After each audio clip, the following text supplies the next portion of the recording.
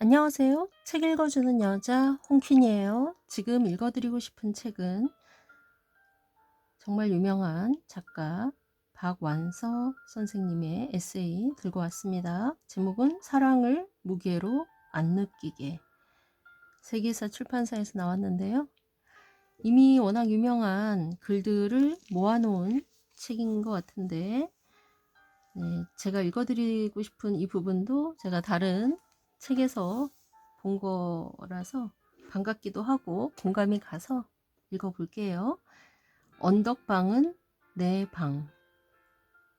나는 음식을 가린다든가 잠자리가 바뀌면 잠을 못 잔다든가 하는 까다로운 성질이 아니다.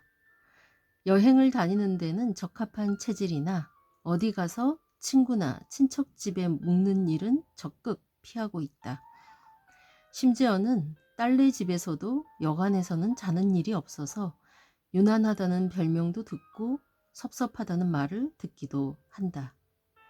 직업적으로 손님을 접대하는 여관이나 호텔은 좀 불친절해도 잘 참는 편인데도 친척이나 자식이 나를 위해 이것저것 신경을 써준다고 생각하면 도무지 편안치가 못해서 될 수 있으면 안 하고 싶다.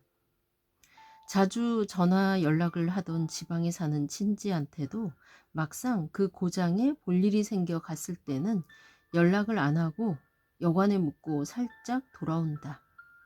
혹시나 재워줄 의무를 느끼거나 식사라도 한 끼 대접하고 싶어 할까봐 그렇게 하는데도 나중에 알면 섭섭해하고 차가운 사람 취급을 당하기도 한다.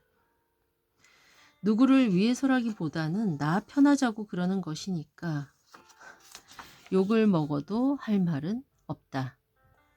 천성적으로 누가 나한테 너무 잘해주려고 하면 나는 그게 가시방석처럼 불편한 걸 어쩌랴.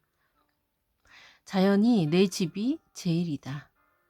자주 여행을 다니는 것도 내 집에 돌아올 때의 감격을 위해서일지도 모르겠다. 집은 편안한 만큼 헌옷처럼 시들하기가 십상인데 그 헌옷을 새 옷으로 만드는 데는 여행이 그만이다.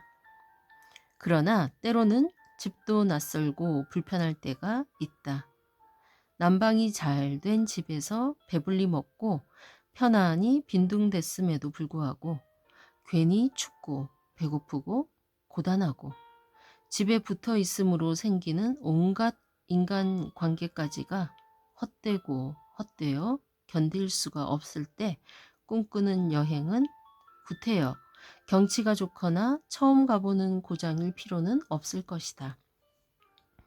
그럴 때 표표히 돌아갈 수 있는 고향에 있는 사람은 복되다. 나에게 부산에 있는 베네딕토 수녀원은 고향과 같은 곳이다. 마음이 시리고 헛헛할 때 남의 눈이 아니라 내 눈에 내가 불쌍해 보일 때 수녀원의 언덕방이나 그 뒷산에 바다가 보이는 의자 생각만 해도 크나큰 위로가 된다. 이 일만 끝마치면 거기 가서 쉬리라 마음먹는 것만으로도 도무지 내키지 않던 일에 새로운 신명이 나기도 한다. 수녀원의 언덕방과 인연을 맺은 지도 언 6년이 된다. 내 생애에서 가장 고통스러웠던 1988년 가을이었으니 1988년 가을이었으니까 나는 그때 나만 당하는 고통이 억울해서도 미칠 것 같았지만 남들이 나를 동정하고 잘해주려고 애쓰는 것도 견딜 수가 없었다. 남들은 물론 자식들까지 나를 건드리지 않으려고 신경 쓰며 위해만 주는 게 내가 마치 고약한 부스럼 딱지라도 된 것처럼 비참했다. 그렇다고 안위해주고 평상시처럼 대해주었더라도 야속했을 것이다.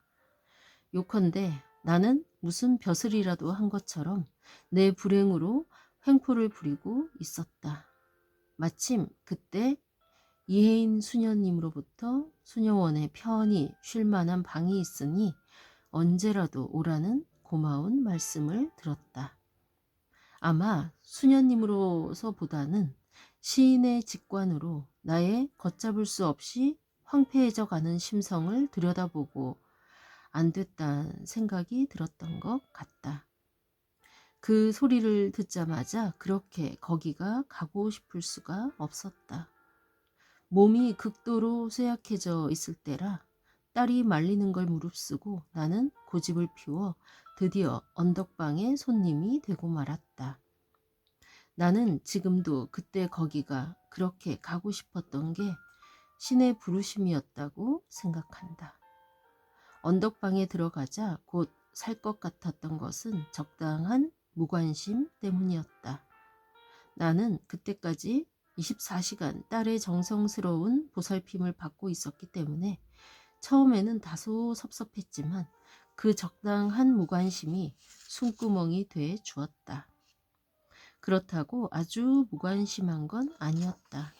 심심할 만하면 다시 말동무를 해주는 수녀님도 계셨고 구매구매 간식거리를 챙겨주시는 수녀님도 계셨고 식사할 때마다 그렇게 적게 먹어서 어떡하냐고 근심을 해주시는 수녀님도 계셨다. 그러나 모든 게 적절할 뿐 지나치는 법이 없었다. 식사는 정결하고 맛있었지만 검소하고 평등했고 아무도 나를 위해 전복죽이나 잣죽을 쑤어다가 먹으라고 강요하지 않았다. 모든 것이 조금도 과하지 않고 적절했고 오직 수녀님들의 화평한 미소만이 도처에 넉넉했다. 수녀님들의 미소는 내가 있는 걸 다들 좋아하고 있구나 하는 착각까지 들 지경이어서 신세를 지고 있다는 불편한 마음이 들 새가 없었다. 결국 나는 언덕방 손님 노릇을 통해 3살짜리 같은 응석바지로부터 홀로 서기에 성공을 할 수가 있었다. 그 후에도 거의 해마다 수녀원 언덕방에 손님 노릇을 다만 며칠이라도 하고 와야 마음이 개운해지는 버릇이 생겼다. 사람에 따라 다르겠지만 나는 손님을 가장 불편하게 하는 것은 지나친 공경과 관심이라고 생각한다. 너무 잘해주는 친척집보다 불친절한 여관방을 차라리 편하게 여기는 것도 그런 까닭이다. 필요한 것이 알맞게 갖춰져 있고 홀로의 시간이 넉넉히 허락된 편안한 내 방이 언제고 나를 기다리고 있다고 생각하는 것만으로도 나는 아릿한 향수와 깊은 평화를 느낀다.